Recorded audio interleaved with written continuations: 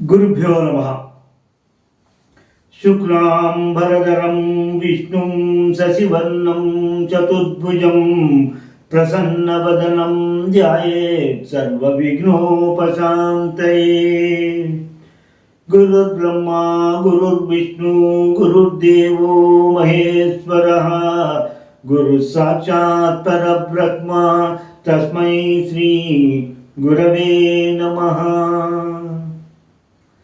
శృతిస్మృతిపురాణానామాలయం కరుణాలయాం నమామి భగవత్పాదం శంకరం లోకశంకరం. వాగర్ధామివ సంపృక్తౌ వాగర్ధ ప్రతిపత్తయే జగతః పితరౌ వందే పార్వతీ పరమేశ్వరౌ. వందే పార్వతీ పరమేశ్వరౌ. సౌందర్యనగర శ్లోకాల విపుల భావాన్ని గ్రహించడానికి ఈ వీడియోని వీక్షిస్తున్న మీ అందరికీ నా నమస్కారములు తెలియజేసుకుంటున్నాను. అలాగే సౌందర్యనగరి గ్రంథకర్తలకు, సౌందర్యనగరి వ్యాఖ్యానకర్తలకు, సౌందర్యనగరి గురించి చెప్పిన ప్రవచనకర్తలకు అందరికీ నా నమస్కారములు తెలియజేసుకుంటున్నాను. మా గురువు గారైన శ్రీ జ్ఞానేశ్వరాంబ గారి పాదములకు నమస్కరించి వారి ఆశీస్సులను అర్థిస్తూ సౌందర్యనగర్లోని 67వ శ్లోకానికి విపుల భావాన్ని అమ్మవారు నాకు ఇచ్చిన జ్ఞానము మేరకు, శక్తి మేరకు తెలియజేయడానికి ప్రయత్నం చేస్తాను. హిమగిరిరాజు తాకరముదాని ముదమ్ముగముట్టునో ప్రియంబు మగడు పెక్కుగన్ అదరపానమున్ చేయగ పట్టును మరింక ముదముగన్ కొనన్ శివుని కంగునమున్ తగియుండు దానికిన్ విమల ముఖమ్ముకును పిడిగ ఉండెడి దానికి తుల్యమున్ చబూకముకును చెప్పగా అగునే కాచుమ మమ్ములను దయంసతి.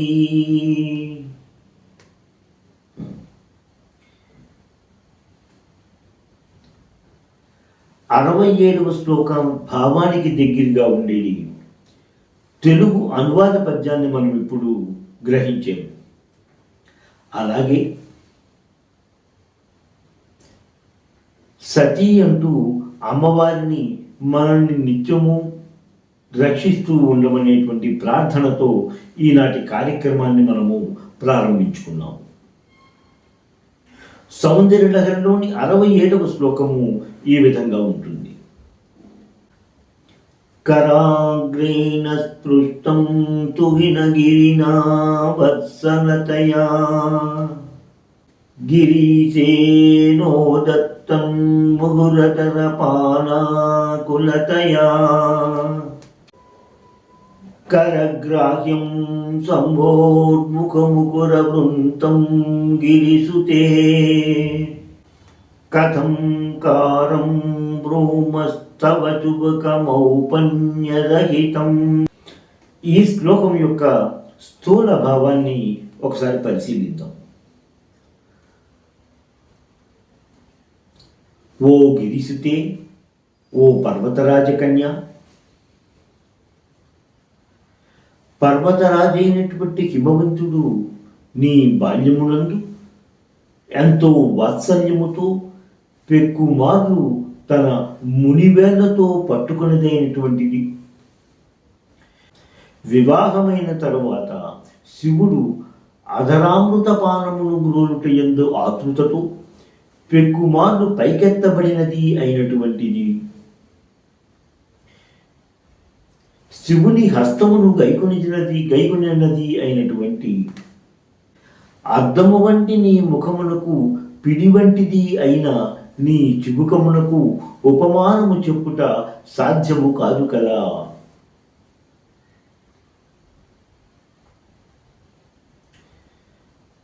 శంకర భగవత్పాదులు జగదంబ ముఖమును వర్ణిస్తూ చేసిన చాలా శ్లోకాలలో ఇది ఆఖరి శ్లోకము.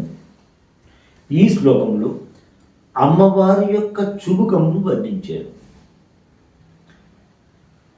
గత శ్లోకాలలో చాలా శ్లోకాలలాగే అమ్మవారి సౌందర్యమును వర్ణించడము సాధ్యము కాదు అని చెబుతూనే వర్ణించిన విధముగా అమ్మవారి యొక్క చుబుకమును వర్ణించడము కానీ దానికి ఉపమానము చెప్పడము కానీ సాధ్యము కాదు అంటూ ఈ శ్లోకాన్ని రచించారు గురువు గారు.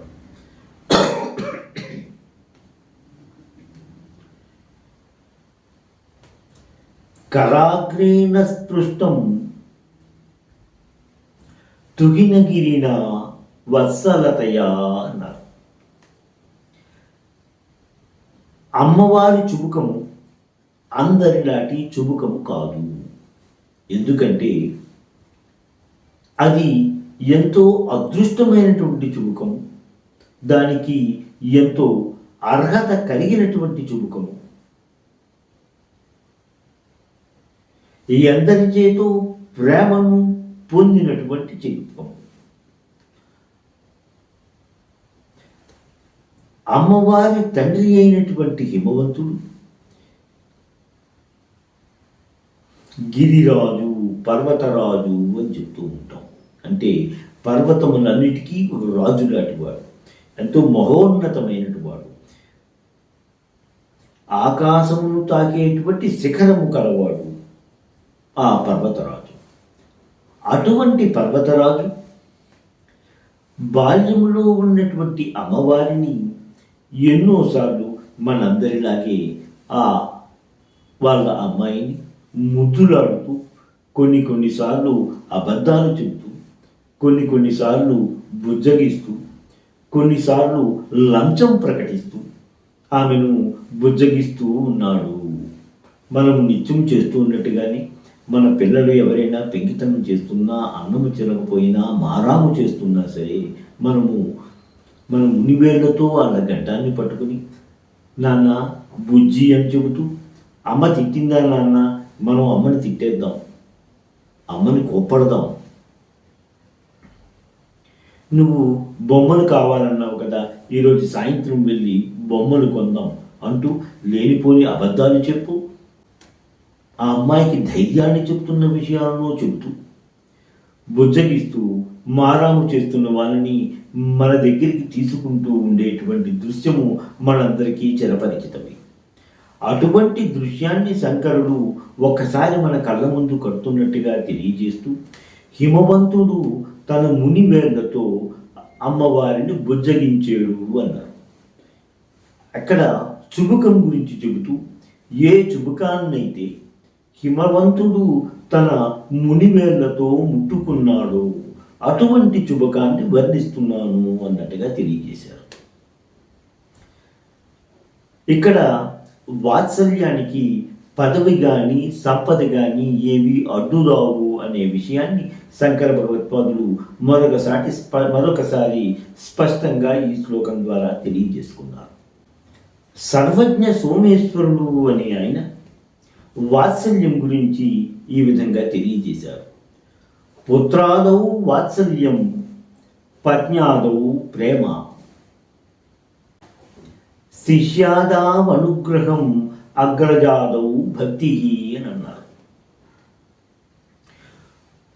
పుత్ర సమానులైన వారి పక్క చూపించేది వాత్సల్యం, భార్య మీద చూపించేది ప్రేమ, శిష్యులుగా ఉన్న వారి మీద అనుగ్రహము, తనకన్నా పెద్దవారైనటువంటి సోదరుల మీద భక్తి అని వివిధ విధాలైనటువంటి ప్రీతి గురించి తెలియజేశారు. రెండవ పాదానికి వచ్చేసరికి గిరీశే నోదస్తం ముగురదరపాన కులతయా అన్నారు. మొదటి పాదంలో తుగిన గిరిన అంటూ పర్వతరాజు గురించి తెలియజేసినటువంటి శంకరుడు వివాహమైన తరువాత గిరీసేన అన్నారు. అంటే గిరులకు ఈశ్వరుడైనటువంటి వాడు, గిరులకు ప్రభువు అయినటువంటి వాడు అయినటువంటి శివుడి గురించి తెలియజేశారు. బాల్యములు గిరిరాజపుత్రికగా ఆవిడ ఎంతో మన్ననను ప్రేమను పొందిందైతే వివాహమైన తరువాత ఆ గిరులన్నటికీ ఈశ్వరుడైనటువంటి వాడి చేత ప్రేమను పొందింది అని తెలియజేసుకున్నారు అమ్మవారి గురించి. అధరపాన అకులతయా అన్నాడు. అధరపానమునందు ఆతృతతో, ముహుహు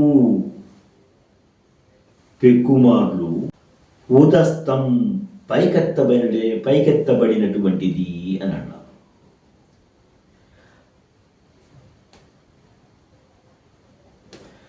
కాముని దహించినటువంటి శివుడు కూడా అమ్మవారి సౌందర్యములకు ముగ్ధుడై మళ్ళీ ఈ అవకాశము రాదేమో, జారిపోతుందేమో అన్నటువంటి ఆతృతతో అధుర పానమునకు ఎంతో ఆతృత కనబరిచేడు అన్న విధంగా ఈ శ్లోకము 2వ పాదంలో కనిపిస్తూ ఉంటుంది.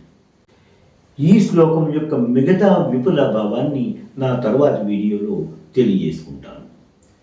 శ్రీమాత్రే నమః. స్వస్తి. ఎంతో అధ్యయనం చేసి మీకు అందిస్తున్న ఈ వీడియోలను ఆదరిస్తారని భావిస్తున్నాము. మా ఈ ఛానల్ని సబ్స్క్రైబ్ చేసి ఈ వీడియోలని లైక్ చేయండి ప్లీజ్.